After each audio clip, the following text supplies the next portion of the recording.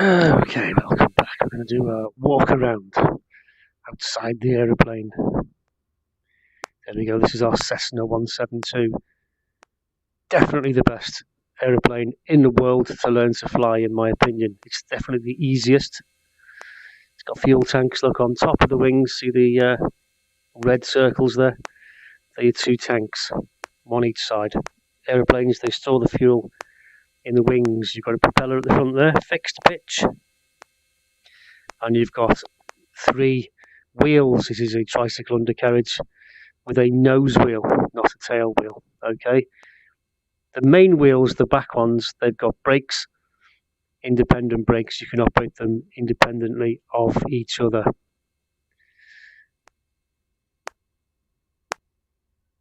And this is the tail plane.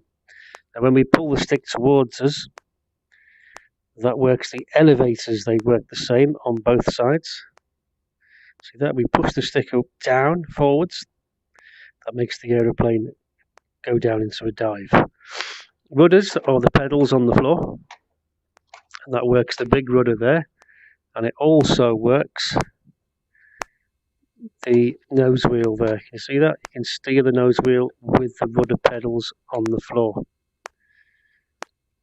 Now if we push the stick to one side, you'll see one flap at the end of the wing goes up, the other one goes down, and the other way, the opposite.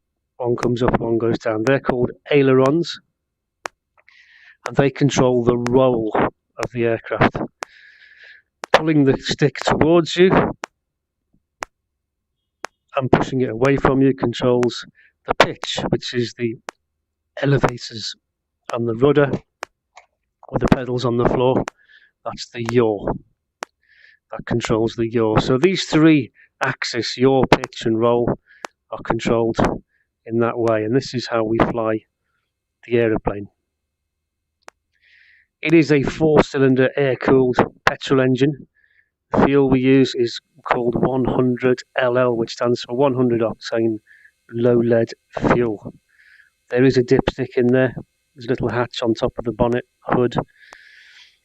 You press that, you've got a dipstick in there, you've got somewhere to pour the oil in if you need to put some oil in, and you've also got a fuel strainer, which is like a little lever that you pull and it squirts fuel onto the floor underneath, ejecting any water that's in the fuel lines. There's also positions underneath the wings, the bottom of the tanks, for a fuel strainer to just make sure there's no water in the fuel, because water goes to the bottom and where it collects.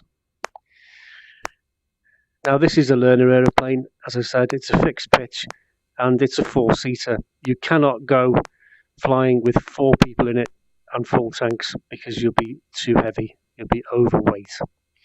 So going into the cockpit now, here's our airspeed indicator we were talking about earlier. You can see the green arc starts at just over 45, 50 knots. If the wing's going too slow, it won't fly, okay? So you have to be in the green before you can fly. If you fly too slow, one wing will stall and the aircraft will fall out of the sky, okay? We'll come more onto stalling later. This next one is the artificial horizon. The blue bit represents the sky, the brown bit down below represents the ground, and the orange wings and the dot in the middle, that represents your aeroplane. This is also known as the attitude indicator.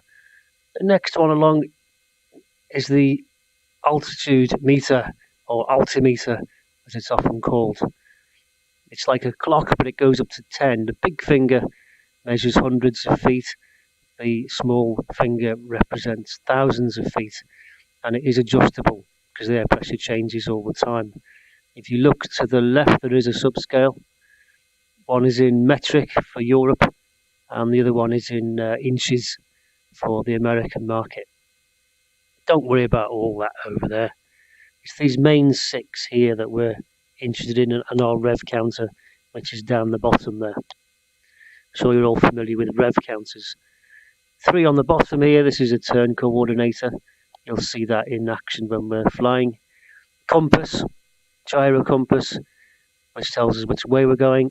And this is the up and down meter, vertical speed, When it's in the middle there on 0, we're flying straight and level, and obviously it will indicate we're climbing or descending.